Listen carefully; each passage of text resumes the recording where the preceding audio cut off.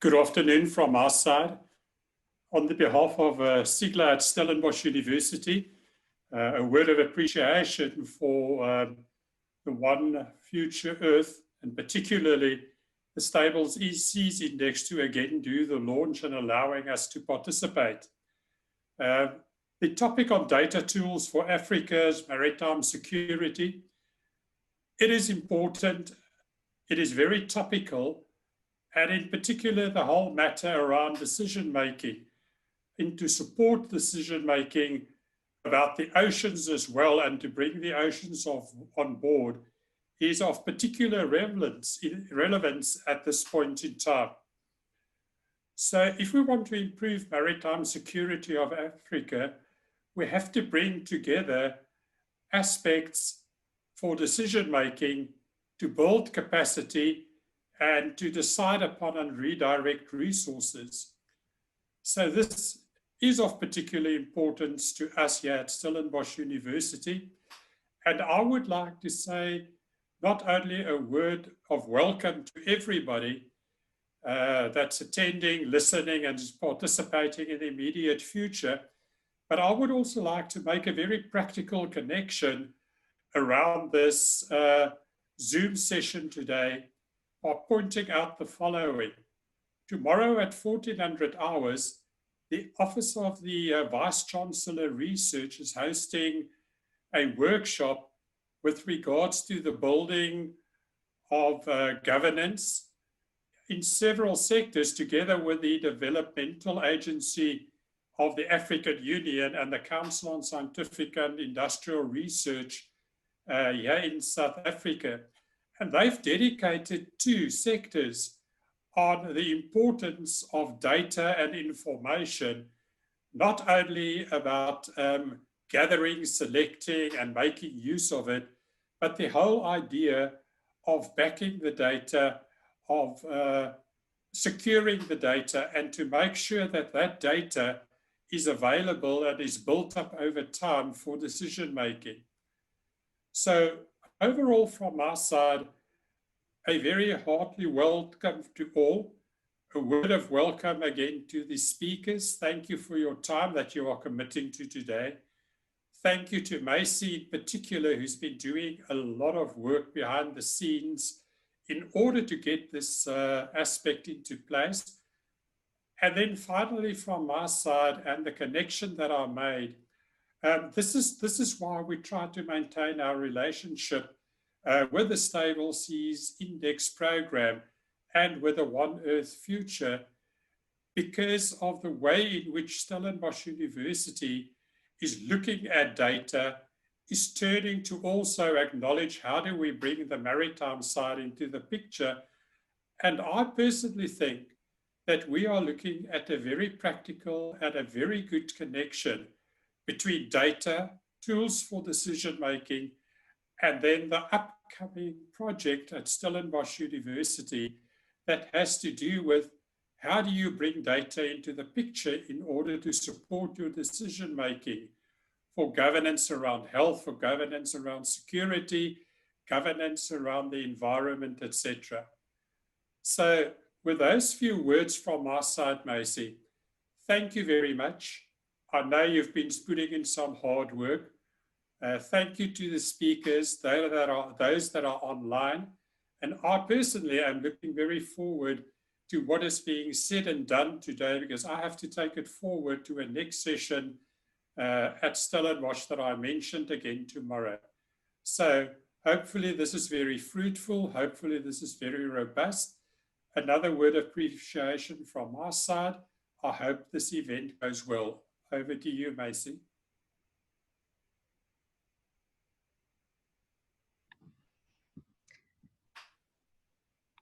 Thanks very much, Francois.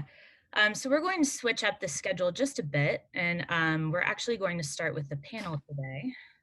So hold on one moment while I ask the panelists to go ahead and start their cameras and unmute themselves. Let's see here.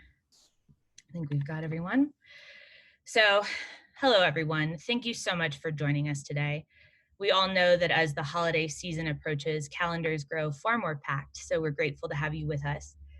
For those of you who don't know me, my name is Maisie Pigeon, and I'm the Africa Program Manager with Stable Seas. I have the pleasure of moderating this panel of esteemed experts, where the main topic of discussion is what role can data tools play in improving maritime security in Africa? I'm certain that our panelists will offer excellent insights into that central question. So please allow me to introduce them. First, Dr. Curtis Bell, who we'll hear from later, will be joining us for this discussion as well. Curtis is the director of Stable Seas here at One Earth Future and also the creator. He has since continued to lead in the development of the Maritime Security Index and other Stable Seas research products. Curtis earned a doctorate in political science and has published several papers on organized political violence and the politics of fragile states.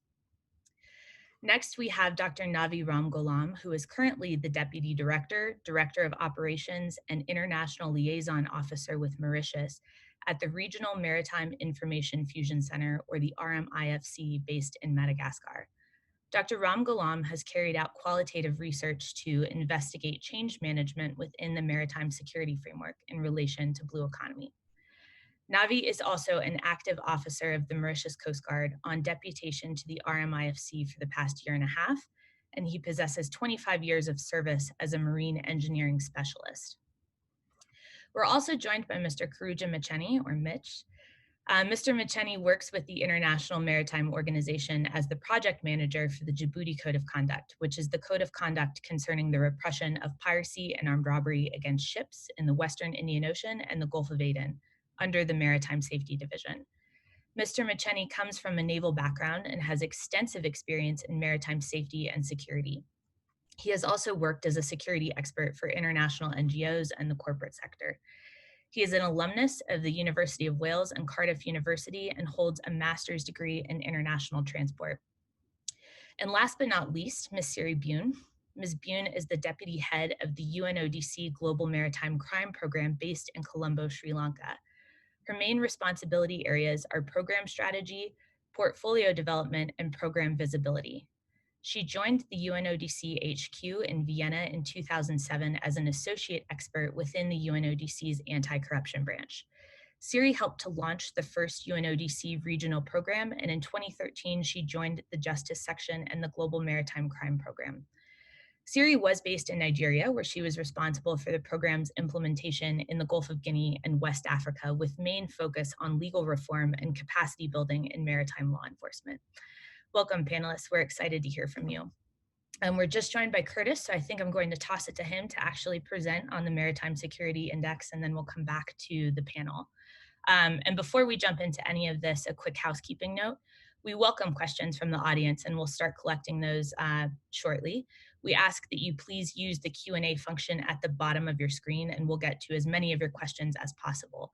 And it would be useful if you include who your question is directed to if you have someone in mind. So thanks very much, and I'll pass it to Curtis.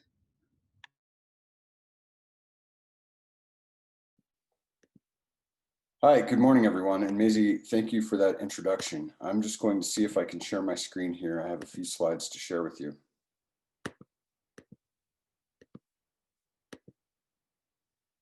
There we go. Do you see slides now? Great.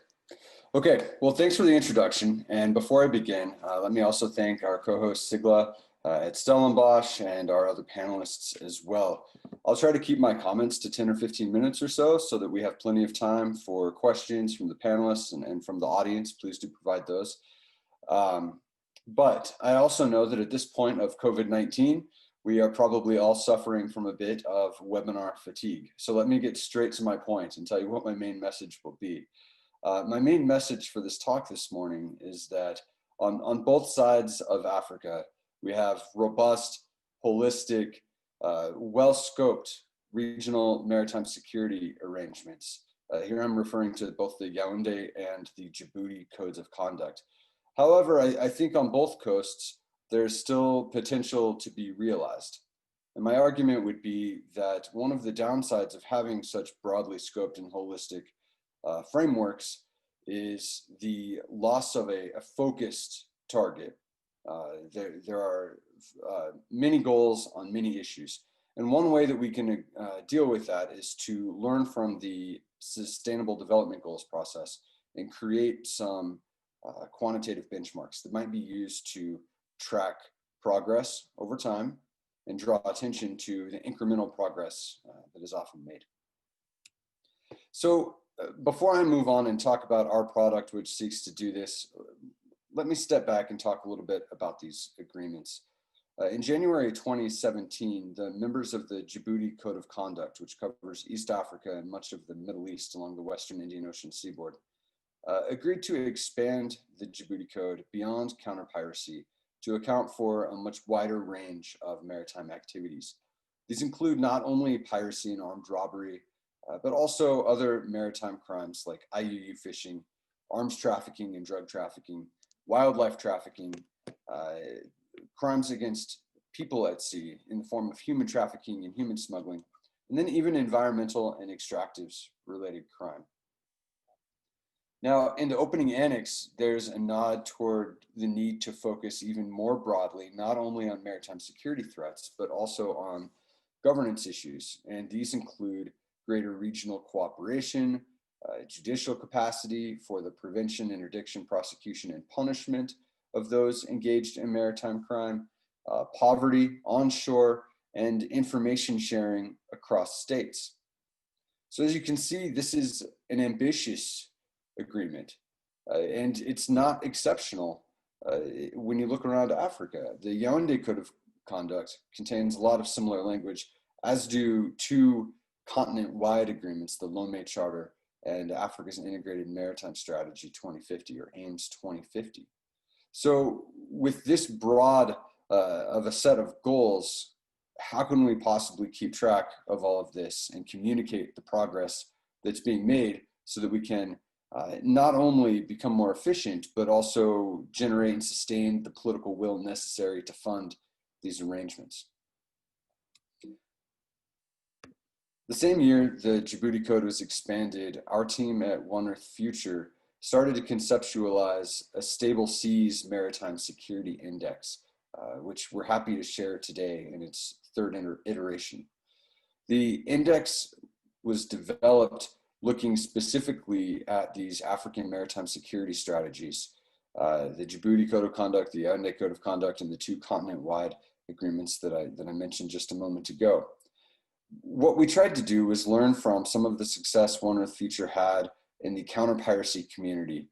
We saw the influence of the Cost of Piracy report, how having these annual figures helped stakeholders, not only states, but also non-state actors in the private sector, focus their attention acutely on a few areas where progress might be made. The Oceans Beyond Piracy program did this by focusing not only on the human costs in terms of the number of people taken, but also the economic costs. And these reports are still being generated and still influencing counter-piracy today. So we sought to broaden this and use a similar strategy. So from these agreements, we took 9 specific issue areas that we thought we would try to gauge, broken into 3 groups of 3. So starting on the kind of northwest part of this diagram here, 3 specific maritime threats that we sought to gauge were piracy and armed robbery at sea, illicit trades, this is the movement of illegal goods on sea, and then what we call maritime mixed migration. This is a term from the ILO that acknowledges that many people begin as voluntary economic migrants, but especially at sea, where they have so little control over their course or destination, are then involuntarily trafficked or forced into labor. On the bottom of our diagram, we have 3 economic factors that both influence maritime crime and are influenced by maritime crime. This is the health of fisheries, the strength of the blue economy, which includes fisheries, but is also broader and includes things like tourism, offshore extractives, shipping, etc. And then finally, coastal welfare, where we try to gauge the both economic and political well-being of coastal populations. Finally, in the top right here, we look at 3 mitigating factors that states can strengthen to prevent some of the maritime threats discussed earlier. These are maritime enforcement capacity, the strength of the rule of law, and international cooperation. And I'll talk through each of these issues briefly here. First, let me say that the latest edition of the index with scores for 2020 just released within the last couple of weeks. It's up on our website at stableseas.org. You can see the address at the bottom of the slide there. It's an interactive site with a map that you can move around on. All of the EEZs that you see colored here are interactive. You can click on them to access dozens of briefs. We have a lot of PDF briefs that you can also download and read off the site if you'd rather do that, or print and share. Some are specific to issue in a global perspective, like the one on the left. We have region-specific briefs, and then we also have country one-pagers, like you see here on the right, where we talk briefly about each country's scores and how they compare to various organizations to which they are a part. So what I'd like to do with my remaining time to set the stage for the remainder of this discussion is briefly talk through our findings for 2020, and then share some thoughts about how these might be used to bolster these maritime security strategies. Beginning with piracy and armed robbery, we create this score by looking at all events counted in the State of Piracy report for the previous year, and essentially assessing the proximity of these events to each country's EEZ. And what we see here are a couple of predictable hotspots specific to Southeast Asia and to the Gulf of Guinea. These aren't a surprise, but what I do want to point out is that this is a score that has shown great capacity to change. If we had done this 10 years ago, the Western Indian Ocean would be much more red than it is blue. One of the things that helped turn the corner in the Western Indian Ocean, I believe, is a dedication to resolving the problem by not only states, but also many non-state actors working in a coalition to improve these numbers. And I think data reporting and setting goals had an important role to play in organizing those efforts. I know that similar things are underway in current hotspots, and I'm optimistic about that. But for now, looking at 2019, these are the hotspots that we see. One other note on this is the score looks at the number of incidents and not necessarily the number of hostages taken. So that's one reason why we have not seen as much of a change in the Gulf of Guinea as one might expect if you're familiar with the increase in the number of people taken over the last couple of years, but not necessarily an increase in the number of incidents. Our illicit trade score is one that I'm particularly proud of because it has a stereo the UNODC perspective. It's very difficult to collect data on illicit trades at sea. Rather than look at seizures and punish countries with bad scores that are doing more to seize illicit drugs and other goods at sea, we actually sent out a survey to experts across the world, from law enforcement, from civil society, from academia, to try to gauge where they would map the severity of 6 different maritime trades. The 6 different trades are 4 drugs. We look at cannabis, coca, synthetic drugs, and opiates. We also look at wildlife products and small arms and light weapons. So from these survey responses, which we then validate with some cases and research, we create scores that assess not only the severity of the worst trade, but also the breadth of illicit trades. And this is why a country like Mozambique, that's a well-known hotspot for everything from wildlife products leaving other parts of Africa to opiates coming down across the Arabian Sea and into the Western Indian Ocean, it receives a higher score, or in this case, a lower score than most. The third threat is maritime mixed migration. This focuses on the treatment of migrants, on the severity of human trafficking, both on the coast and in maritime space, the use of a country's waters for mixed migration, and also both domestic and international legal protections pertaining both to the movement of people and to forced labor and sex trafficking. Some major sources here include the UNHCR, the United States State Department Annual Trafficking in Persons Report, and several global data sets on the welfare of vulnerable people. We see hotspots in Libya and Somalia. One place that is not in Africa that our team is watching closely is the Bay of Bengal, where we have a continued crisis at sea with the Rohingya refugees leaving Myanmar.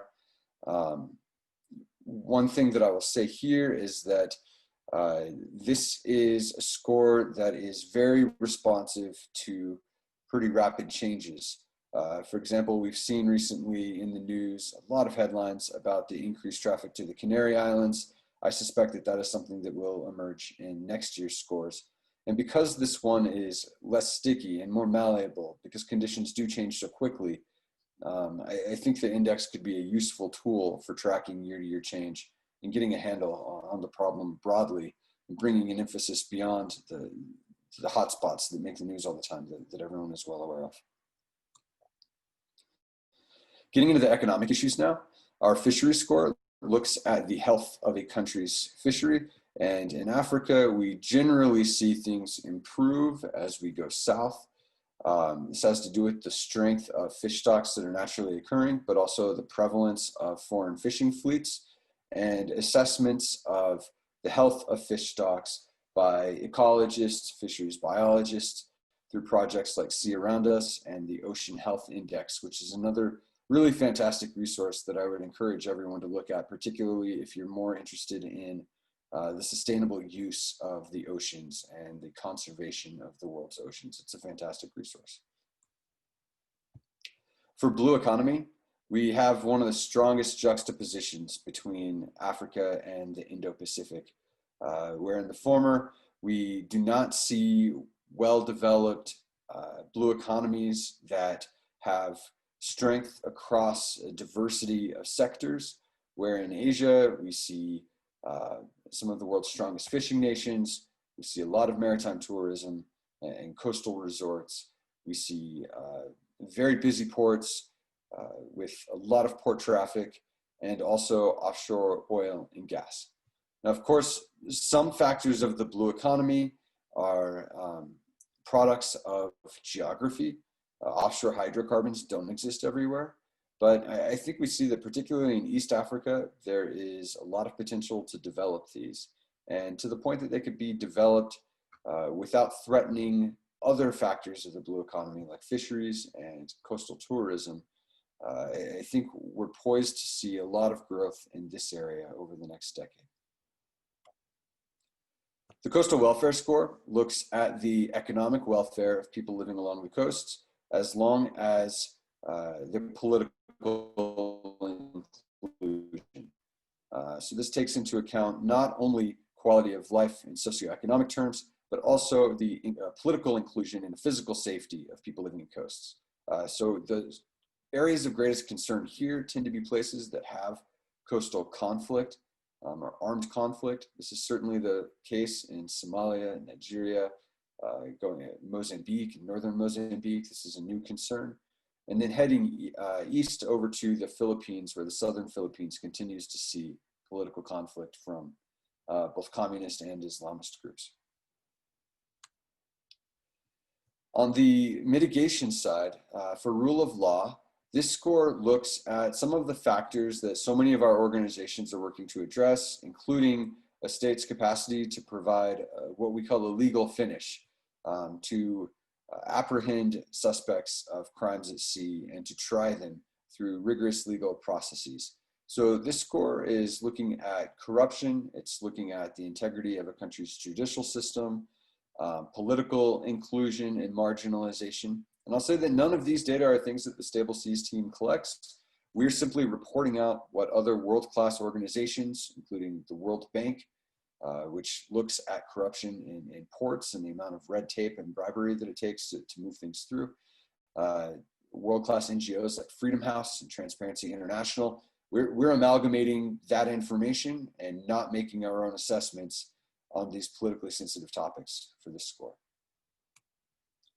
Our maritime enforcement capacity score, however, is something that our team goes to great lengths to create. The maritime enforcement capacity score captures the number of offshore patrol vessels that states have in use. It also includes scores from a survey that we send out to military officers around the world, asked to gauge each state's naval strength. And finally, we scale all of this data on capacity against the scope of the challenge, so that a country with a smaller EEZ, less complicated coastline, a country like Cameroon, for example, will not need as many resources to achieve as high a score as a country like Madagascar or Somalia or India, which all have massive EEZs and very complicated coastlines to patrol. Those, of course, require more assets than those of smaller countries. And finally, international cooperation, which I think is part of the reason why we're all here today. I think there's widespread acknowledgement, especially in this crowd, that cooperation in the maritime space is critical, because almost all of these issues are transboundary issues, and they require at least some coordination with neighbors.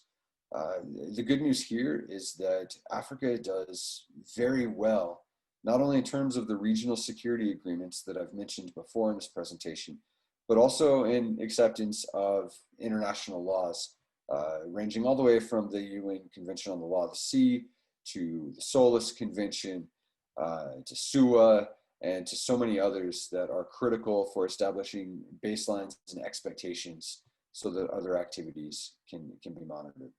So I know I've gone over my time just a little bit, but let me end here, because I think this will motivate the discussion. Why should we do this? Well, these maritime security strategies are not the only ones to create a very broad and ambitious set of goals. However, right now, having witnessed many of these meetings, I think there's a lot of opportunity to advance these agreements by paying attention to some quantitative benchmarks that are tracked year after year. Bad news makes the headlines.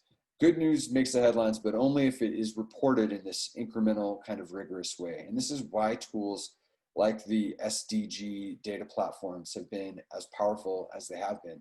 Or even within the context of Africa, just over the last week or so, we've seen the latest release of the Mo Ibrahim Governance Index for Africa. That has shed light on some of the success stories and the good news to offset what usually makes the headlines. I really think that the maritime community can embrace this strategy, and whether or not the index is that kind of tool, I think it's something that can be customized and adapted so that it can be used by those participating in these agreements to accelerate progress. So with that, I'll pass it back to our moderator. I'll ask for your grace in going over by, it looks like 6 or 7 minutes here, and I'll stop there, and I'm eager for the conversation. Thank you.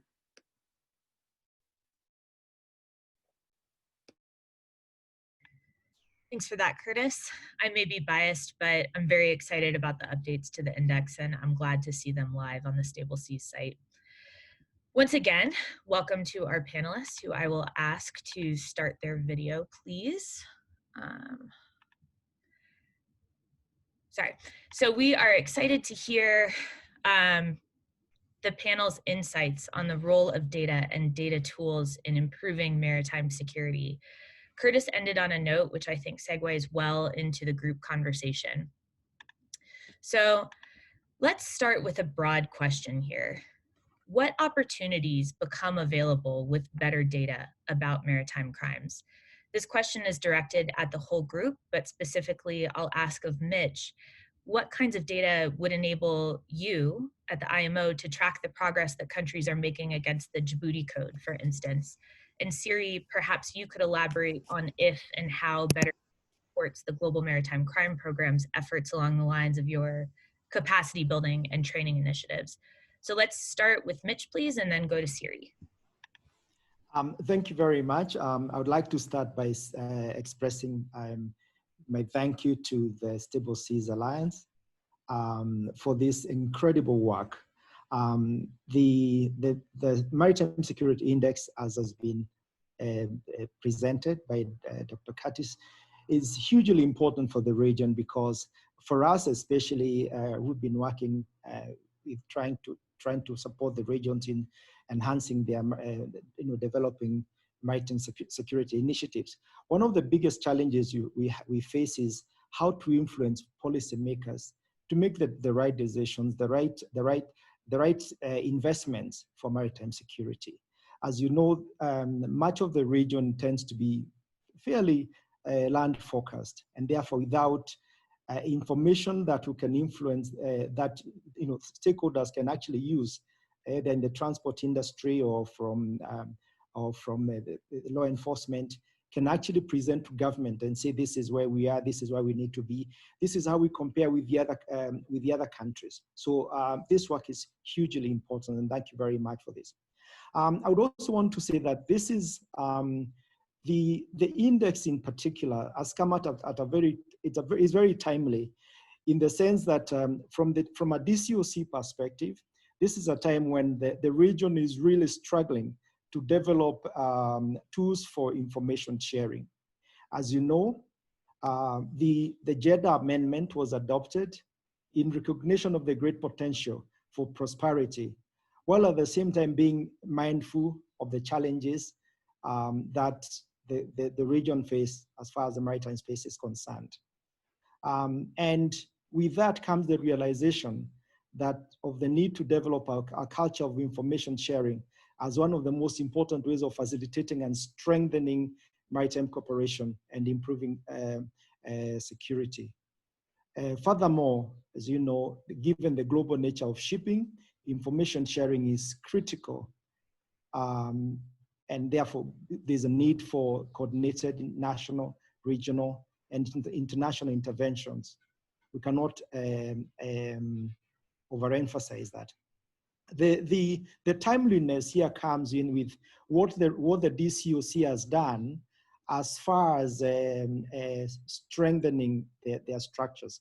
The development of the DCOC governance framework that was agreed in November last year, which comes with a steering committee and 2 working groups. And specifically, I would like to talk about the working group 1, which is the working group on information sharing.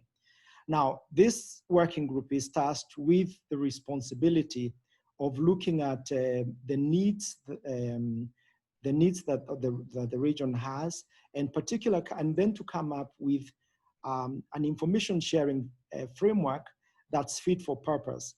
As you know, previously with the Djibouti Code of Conduct that was focused primarily on just piracy, there was a need for a very robust information sharing framework. But then as we move to the wider maritime challenges, maritime threats and opportunities, the need for a robust system it becomes necessary, in the sense that you need to share sensitive information on all aspects. And at the same time, a system that encourages partners, the input of partners, to be able to share whatever information they have, and to build the confidence with the region that they can work together in this regard. So this working group is now, I mean, the work is really at the, should I say, at foundation level. So any input of any input of this great work of partners is extremely important in determining how we move forward. And this regard, I would want to point out the role of the international partners, or what we call the friends of the DCOC, in contributing to this development of the regional information sharing network. And of course, it would be very interesting to see what role Stable Seas can actually support as a friend of the DCOC. And we really appreciate, I would want to say that this is one of the greatest contributions to the work that the DCOC will be doing. And I hope that we'll be able to work together in talking to some of the national focal points to look into ways that they can address some of the points that you've highlighted. So I'd like to stop there so I can give others an opportunity. Thank you.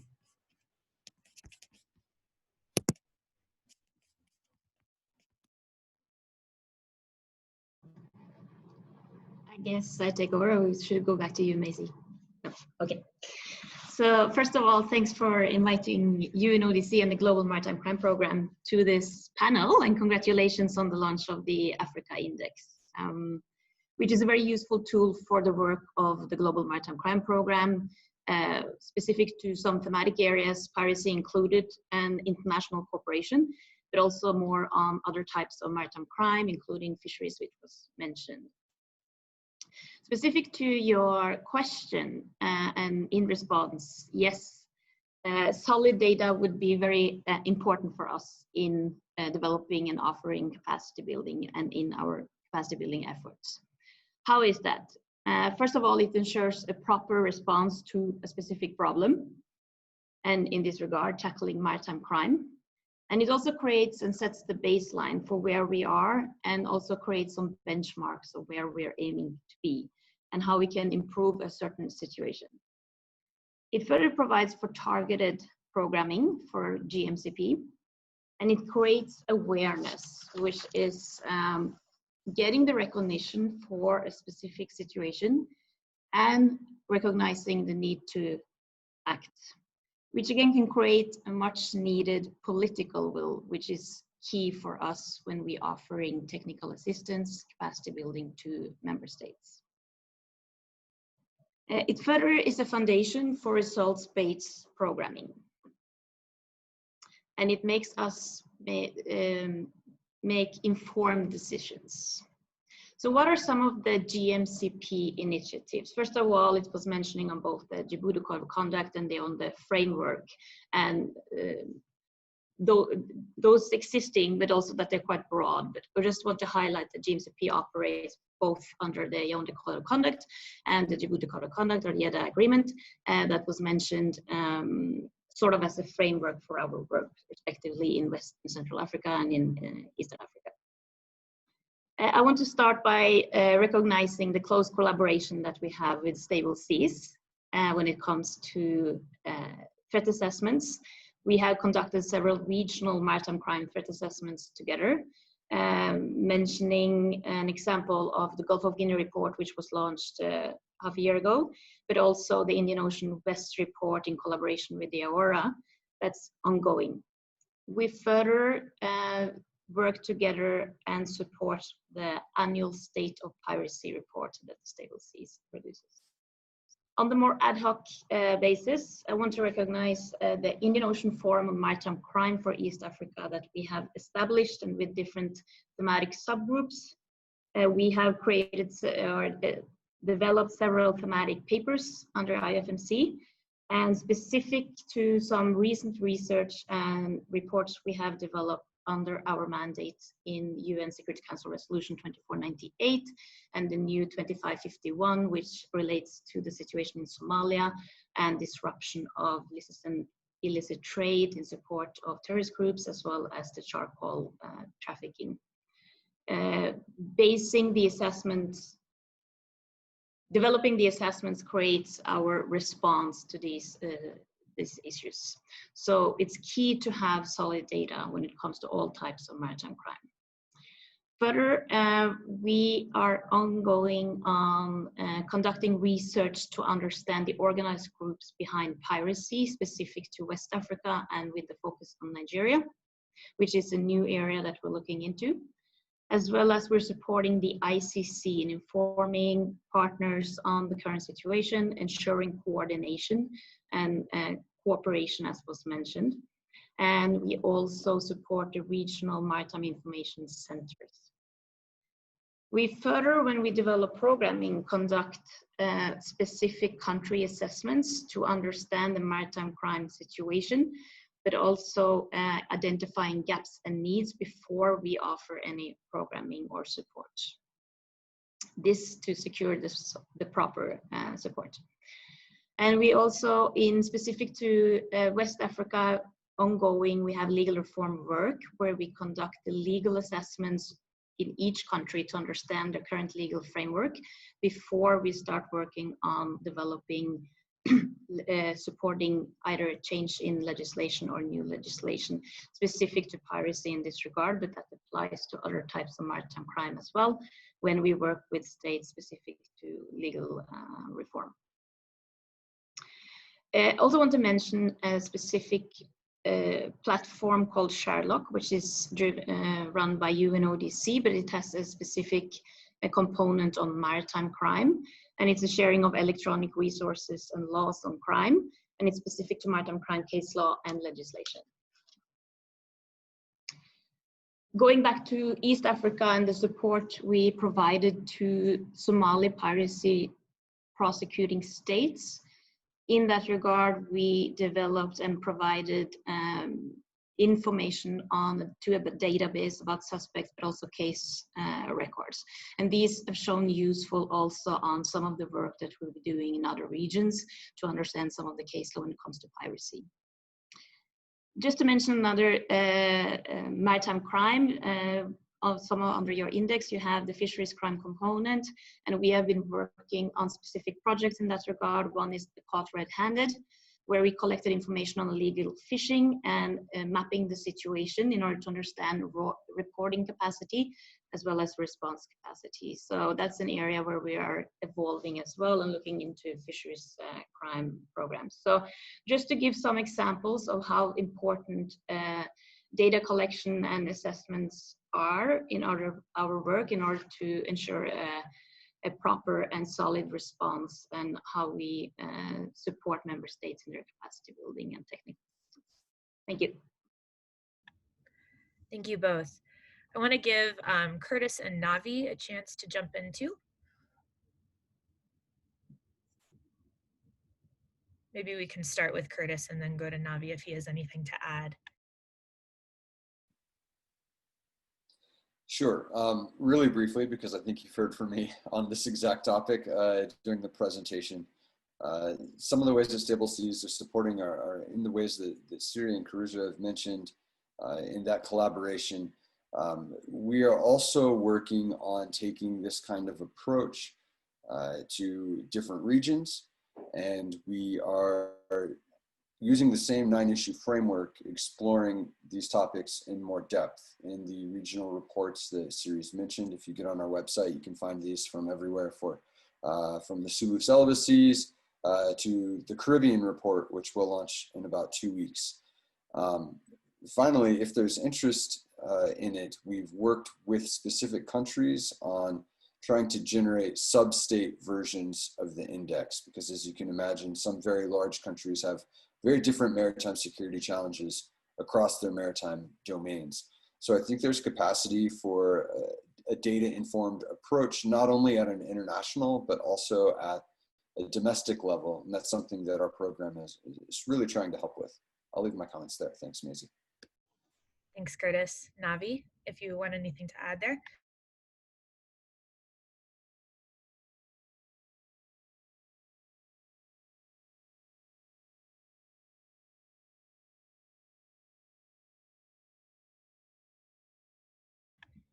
I think we might have lost Navi for the moment, so hopefully he can rejoin us in a bit.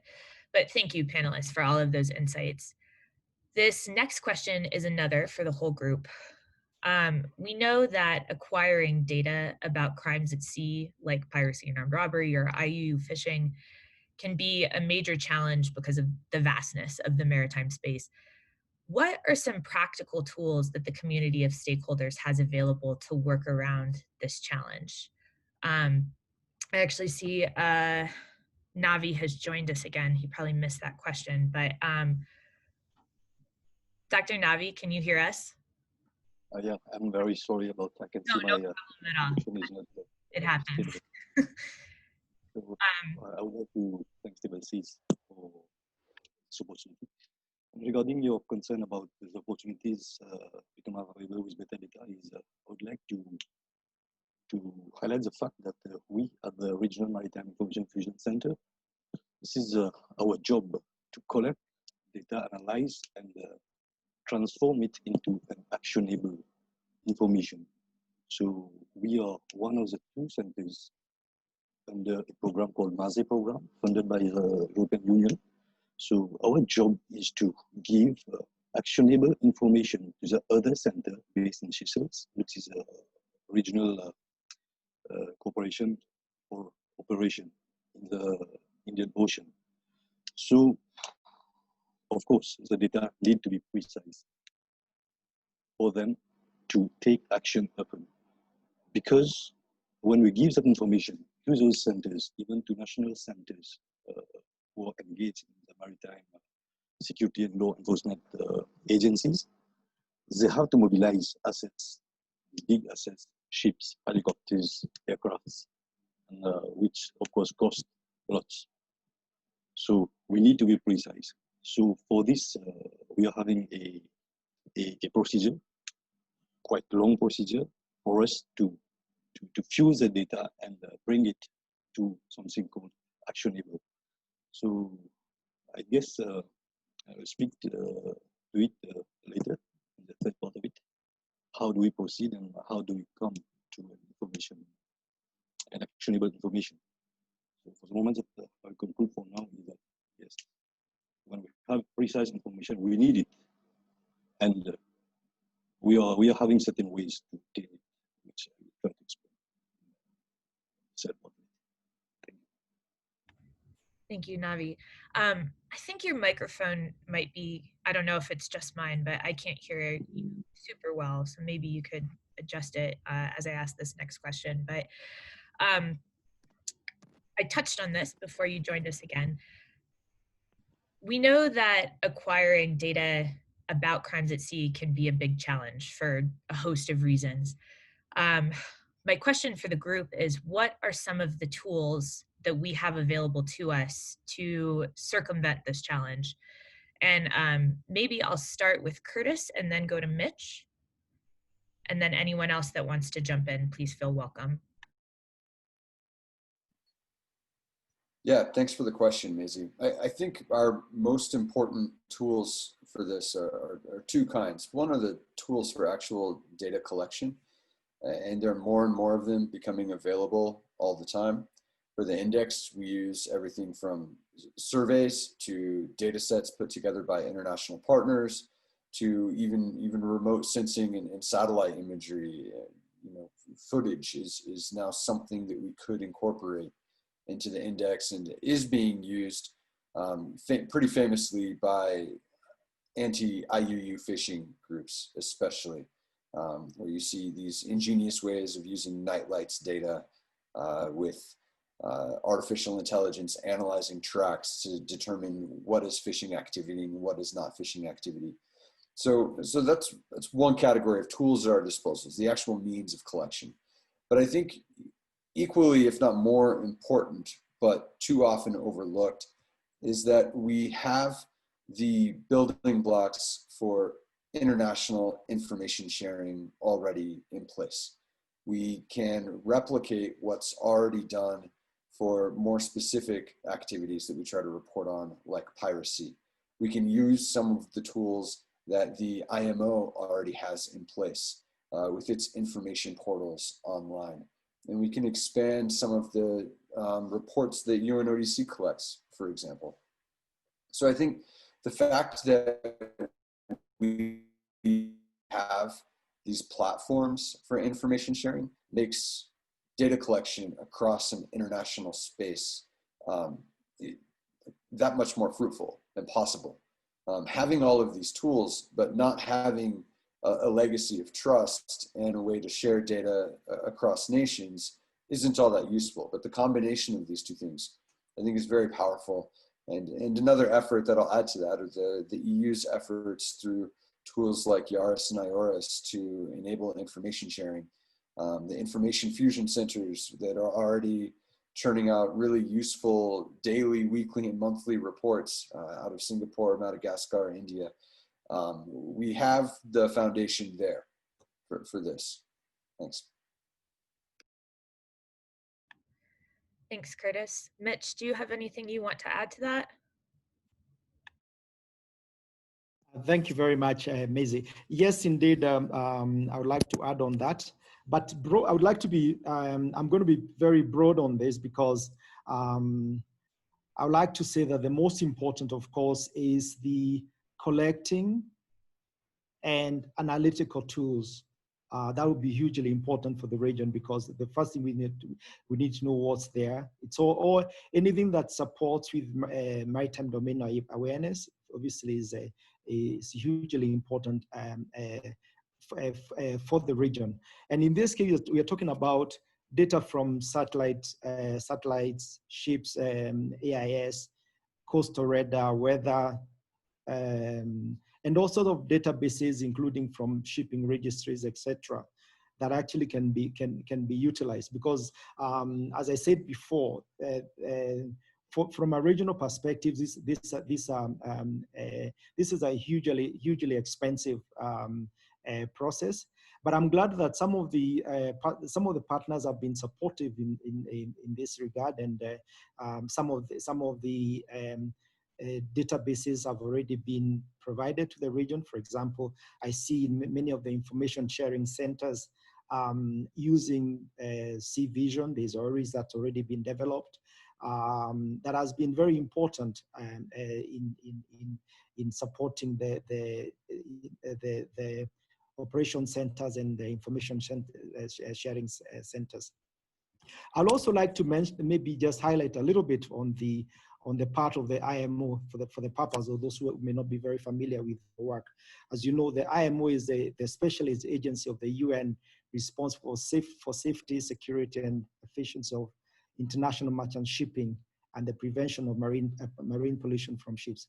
And for a number of years, IMO has been working with its member states to enhance maritime safety, maritime law enforcement, and maritime security capabilities, both bilaterally and in cooperation with other UN agencies, regional bodies, national development partners, and organizations. In the context of this discussion, including encountering piracy, IMO focuses primarily on what the civil maritime industry can do to protect itself and to assist governments to protect global maritime trade. The main focus is on preventive security through risk management. And here, of course, I want to mention the importance of the ISPS code. The other bit on situational awareness and the implementation of security measures aimed at deterrent.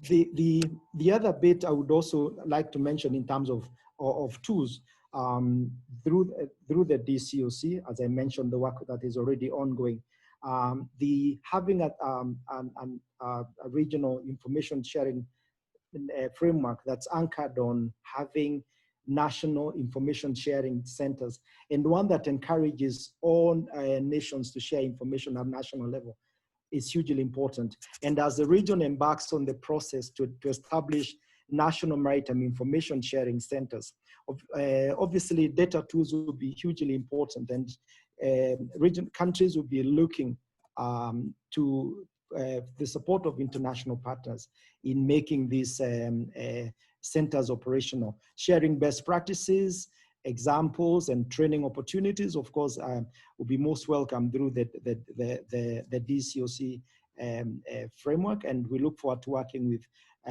with you in supporting those nations. Thank you very much. Thank you. Navi or Siri, would you like to add anything?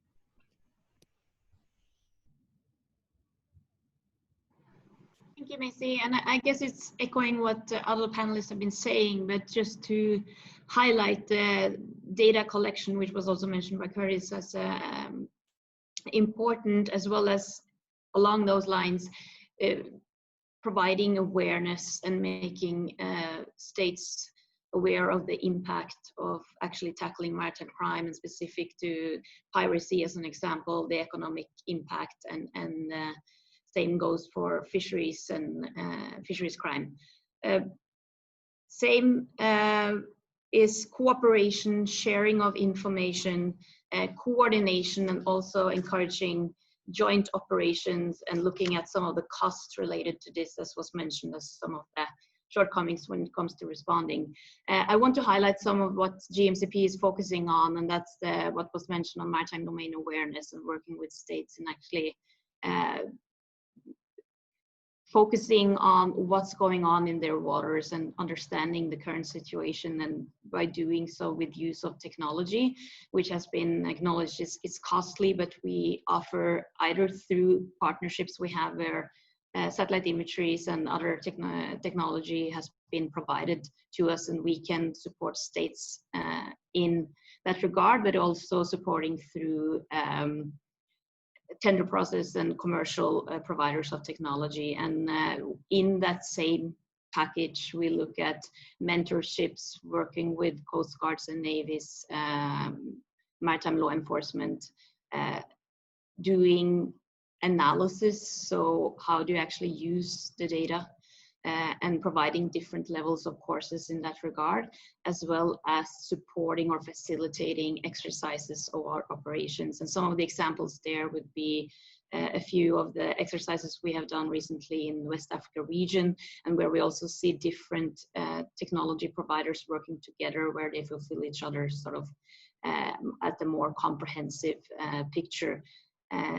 And that is something we will continue doing, and seeing the value of proper MDA. I just wanted to mention that. Thanks, Siri. Navi, do you want to weigh in? Thank you, Maisie. So this data collection is normally the first step in our process of data fusion. And as already mentioned by Mish, we are having a watch floor which operates 24/7. There's dozens of people sitting there for surveillance. And the tools which we are normally using are mostly AIS, satellite monitoring. We use C-Vision, we use another tools called Exact Earth. And this year also we have commissioned a new platform which is called Maritime awareness system. And but in fact, the AIS, it gives us only about 75% of what we want. And illicit trades normally happens, occurs, but the 25% which we don't get through AIS. So then comes the need, the necessity for us to have data through other platforms like the VMS, which monitors IUU fishing, the coastal surveillance radar systems, and long-range tracking systems, which normally we don't have access to, because these are most of the time controlled by national centers. So we collaborate. So the way of we to function is at the RMIFC, we place an international liaison officer from each country. So this liaison officer who is sitting at the RMIFC in Madagascar, he's in direct liaison with his country. So from there, he gets the exact data what is required. That is, the liaison officer has to be in touch with all the communities in his country. The local fishermen, the boat operators, the pleasure crafts. Like, for example, myself sitting at the RMIFC, I need to be, before going there, I need to establish all my contacts with all the agencies concerning illegal fishing, the anti-drug units, the customs, so all the Mauritius boats, everything. So the data collection comes from all types of sources, from open media sources, the international liaison officers, international agencies like the Interpol, the UNODC, IMO, WHO, and the IMB. And we also collect data from voluntary community reporting, that is a fleet of vessels, the shipping industry operating all around the globe. So they are in contact with us, anything in particular which they notice, they report. We have the AIS satellite. And, we also take data and confirm data from the Bureau International des Containers. And we operate in liaison with all national centers in Africa, and also all the information fusion centers. In our east, we are having Singapore, and the west, we are having the Gulf of Guinea. And we collect data from the UK MTO, another agency governed by France, All Indian, and the SICOM of Djibouti.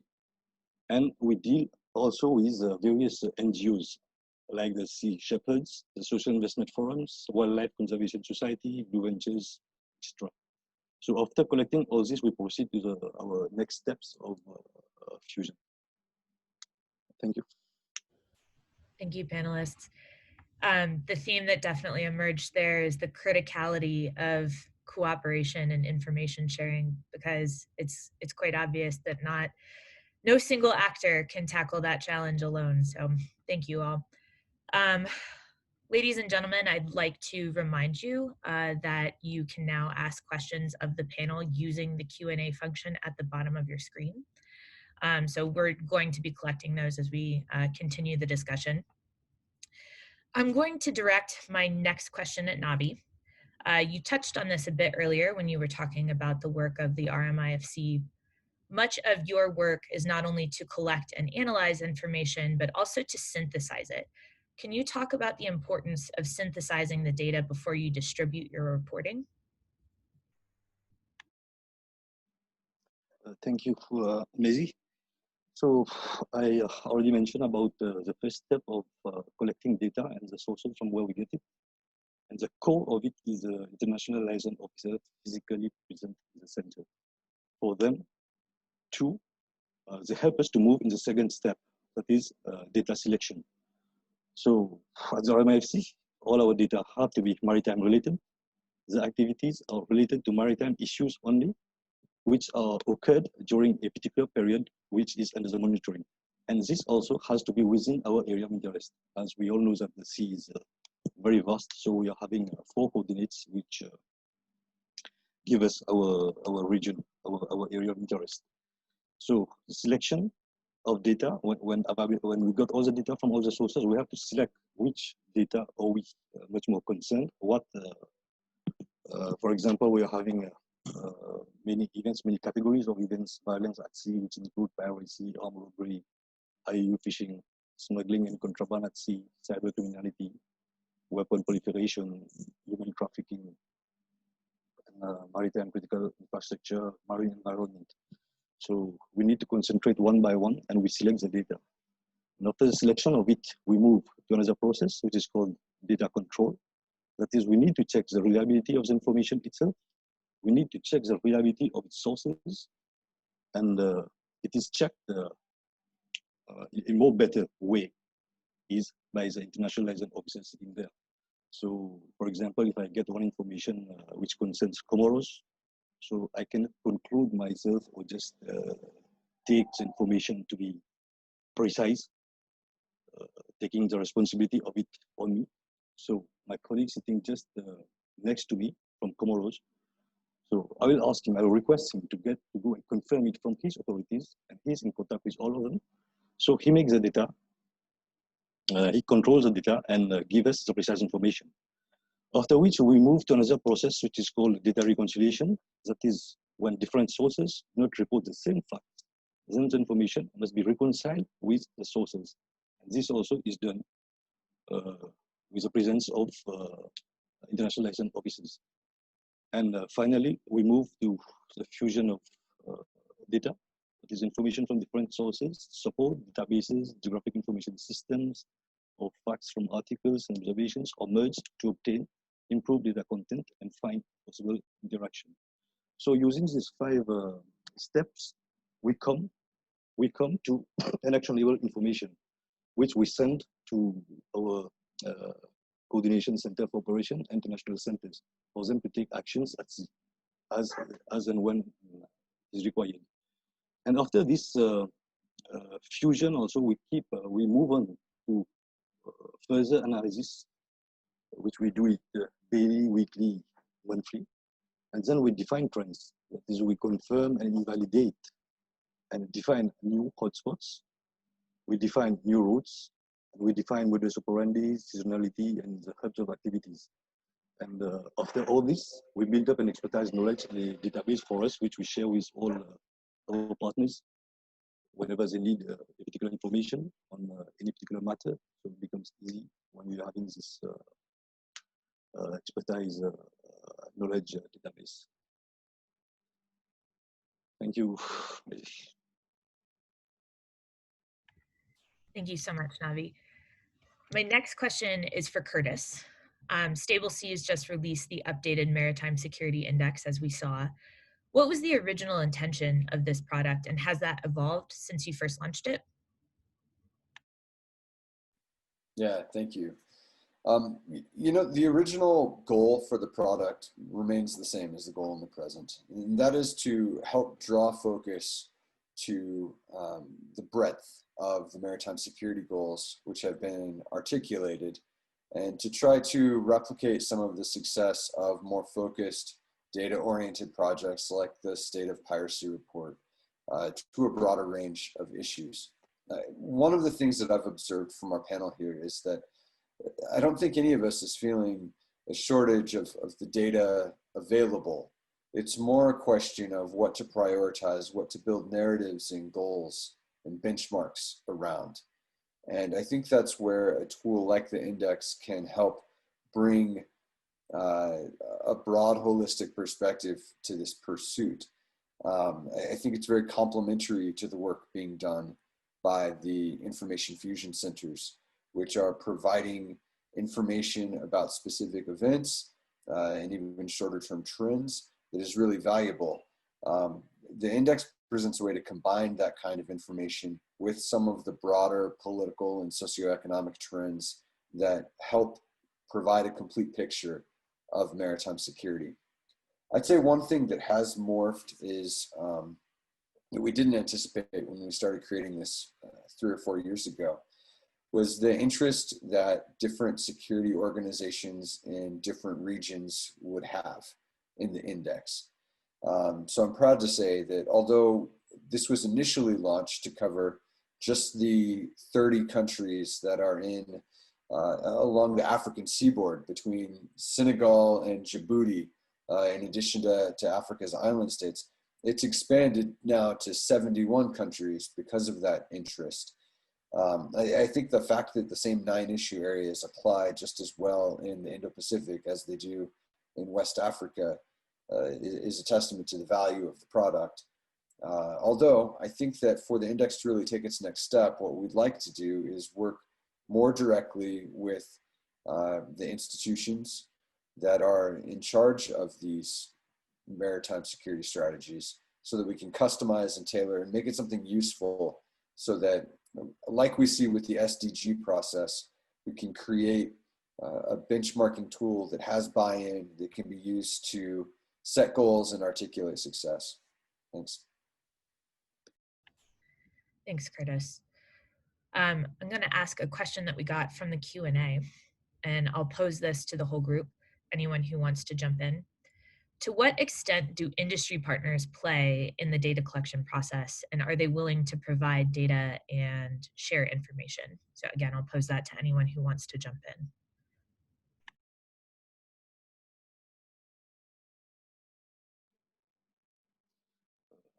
Yes, on our side, of course, yes, we are ready to share information, but it has to be shared to the concerned people, the institution which really requires it.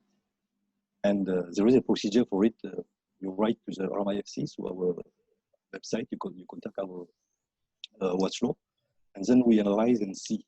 We ask for the necessity, and we need to know to whom we are giving what information. So there are lots of things which are confidential or restricted, and according to what is a requirement of the person asking, there is no issue. But you just have to follow the process. Send us an email. We'll send you a form to ask you what are the reasons of your requirements, and there's no problem of sharing. Thank you. Maybe I could add on to that, Maisie, if it's okay. I think the industry plays and can play a very important role, especially when it comes to information sharing on what's happening at sea, because they've got ships at sea almost everywhere, and cover areas where you know, regional navies will not be there, and even international navies. You cannot have navies present everywhere. So in terms of sharing information about incidents, what's happening at sea in real time, that's one of the areas they can.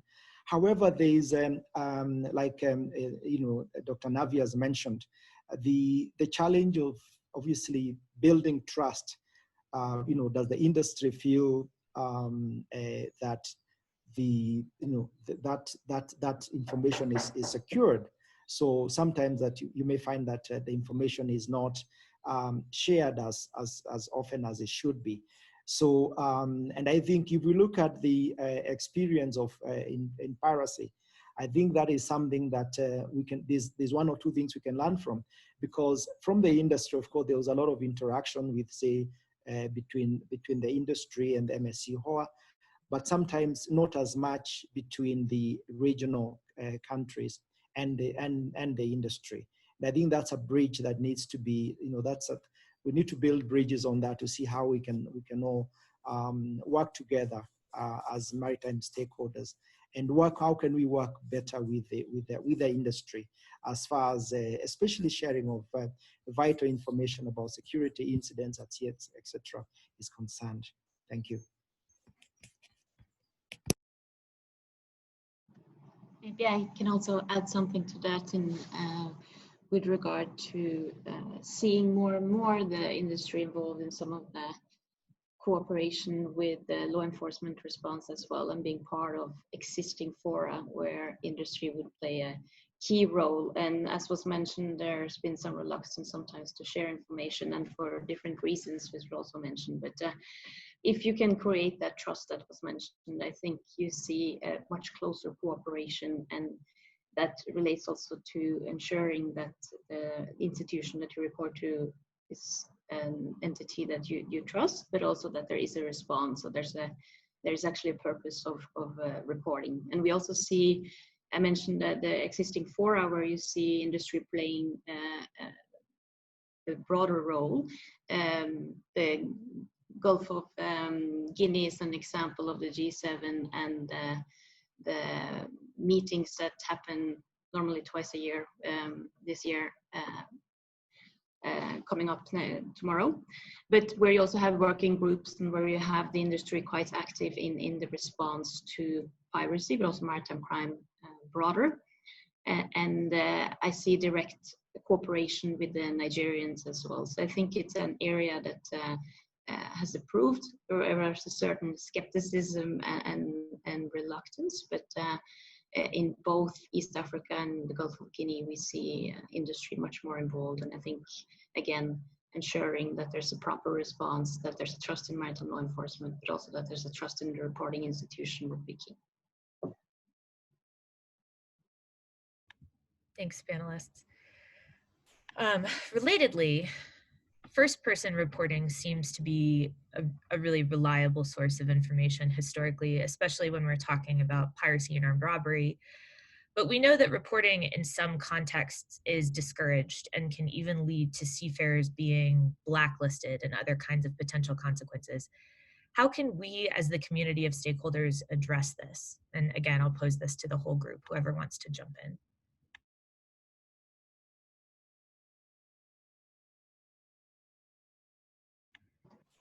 I think that relates to what was just discussed, actually, and that's first of all awareness raising and looking at the positive impact of actually reporting, sharing information, and seeing a response. But and then again, trust in maritime law enforcement and the response, as well as protection. And I think for industry, it's also key to know that it doesn't have it doesn't disrupt the ongoing transport trade and has a financial impact. So trust that there's no delay as well. Some of the areas I think would be key.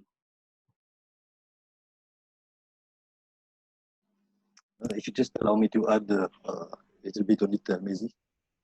Well, in our work, it is the process is made much more easier and fluid by the presence of the liaison officers in the centers.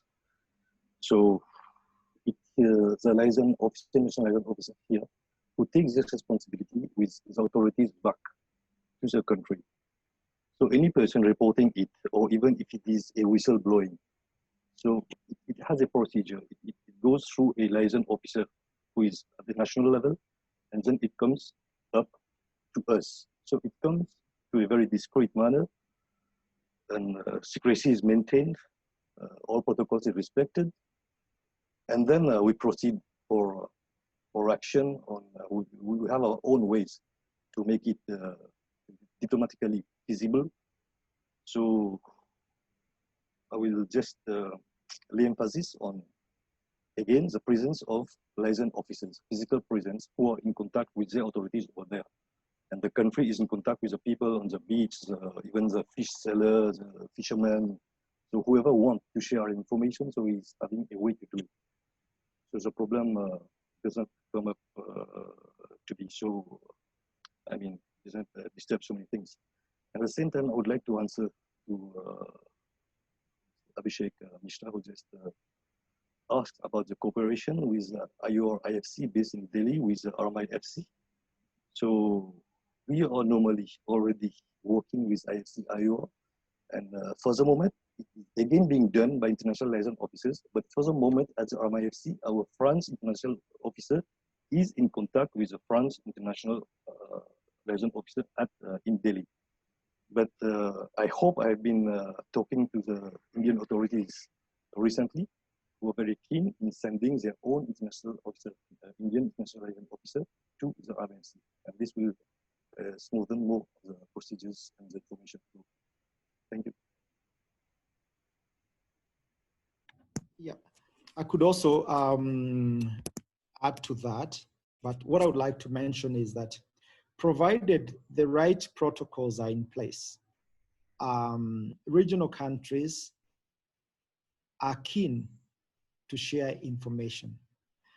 It is for that reason that they've signed the JEDA amendment, and one of the key areas to be implemented is protocols. It's basically sharing of information on maritime security and all sorts of other things. However, I would also want to mention some of the concerns that that have been raised by national focal points in discussions and charting the way forward. First of all, availability of credible data in carrying out analysis, security analysis, threat assessments for the benefit of the maritime communities.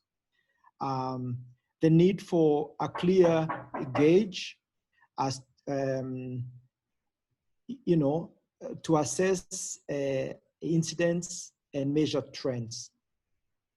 You know, and that is why, again, within this, within the network, we advocate for common SOPs so that at least we are all talking the same language. There are also concerns about avoidance of biases in data collection, interpretation, and analysis. And of course, calling that you should have data only originating from several sources to avoid the biases that I've mentioned, if at all they exist. And then avoidance of incident monitoring methodologies that lack uniformities. And again, that is for that reason that we try to encourage regional centers to use common tools and SOPs. And we hope that this is going to develop well. And I believe having this, especially when you have common, you work on common templates, common SOPs, that will make it, that will go a long way in encouraging, building trust and the confidence, and to encourage others, for example, you know, other state, fusion centers from outside the region, you know, in exchanging information, and of course encouraging MOUs that allow for exchange of data and information between countries, either bilaterally or regionally. Thank you. Thank you so much. Curtis, I'm going to direct this one at you. We had a question about whether the background data and analysis model for the index is available. I think we have the codebook ready. I might let you post that in the chat if that's ready for showtime. Yeah, that stuff is actually all uploaded on the website. So if you get on the stableseas.org website I mentioned before, you'll find links to the codebook, which contains the full methodology, as well as a spreadsheet that includes all of the different variables. There are more than 100 that go into the index scores. And I welcome you to reach out to me if any of that material isn't sufficiently clear. I'm happy to talk through how we did this and why we did this the way we did this as well. Thanks. Next question from the audience is, what kind of technical maritime security capacity building focusing on the analysts and liaison officers is necessary to provide to potential officers assigned to maritime information sharing centers? I think, Navi, that's probably first to you, and then anyone else that wants to weigh in. Thank you, Maisie. So normally, before we are getting posted as international liaison officers, there is some criteria which are set for the countries to select their officers, and among them is a certain level of experience at sea. It's not important for him to be from the Coast Guard, Navy, or any military institution. It can be from the customs, it can be from the police, it can be from any other institution, but a certain level of experience in operation is required. And of course, certain level of analysis, so that the officer, the person who is there, he have an idea of the data, the type of data he's collecting, and how to proceed with his own experience. So I have personally witnessed situations where people, not the appropriate person who has come here just to now start knowing about the maritime domain, or now to start learning the tools. So lots of time is wasted because we don't get posted there permanently. It's on a contract basis, depending on the countries, 2 years or 3 years. And if somebody is just quite new in this maritime domain or something, so it becomes very difficult. It takes a year for him to start functioning as it should be. And when he starts giving output, it's time for him to leave. So greater emphasis is laid on people who know what is operations at sea, and they know how to proceed. When you're speaking about tides, waves, piracy, they know what it is, how to proceed.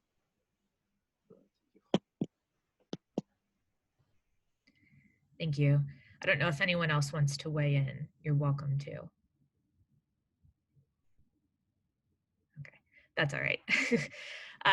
I think that we're just about out of time. I want to give the panelists a moment if they want to share any concluding thoughts.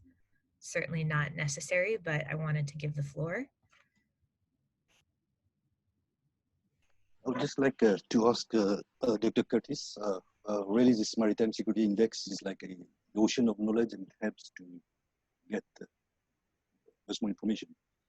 But I have myself noticed some of the information which are not too precise, and maybe we can talk about it after we get intention. I'm talking especially regarding Mauritius, this is my zone of surveillance. Thank you.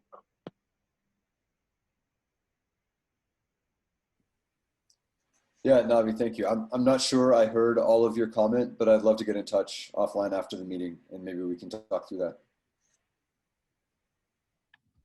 Great. Can I? Please, yes, please. Thank you. Thank you very much. I already mentioned about the work of the IMO when it comes to dealing with maritime security, but I would like to really emphasize the importance to ratify and effectively implement the relevant international legal framework to curb maritime crime. Of course, stressing the critical role of various UN instruments, including the Convention on the Law of the Sea, the Convention Against Transnational Organized Crime and its protocols, and of course, I already mentioned about SOLAS and the ISPS code, the SUA protocol. I would like to have, I think that is hugely important that together with efforts you make in, say, like having the right information, also having the right instruments is very important, and I think that's one of the areas that you need to direct in terms of capacity building to make sure that countries have and are effectively implementing those legal instruments. I'm happy to note, obviously,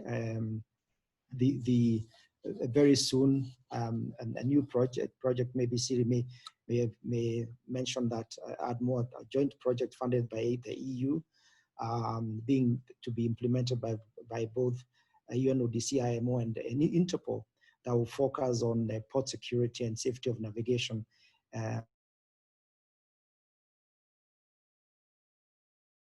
In Eastern, Southern, and Indian Ocean, as well as also to come the Red Sea. And I think that will also go a long way in supporting countries in dealing with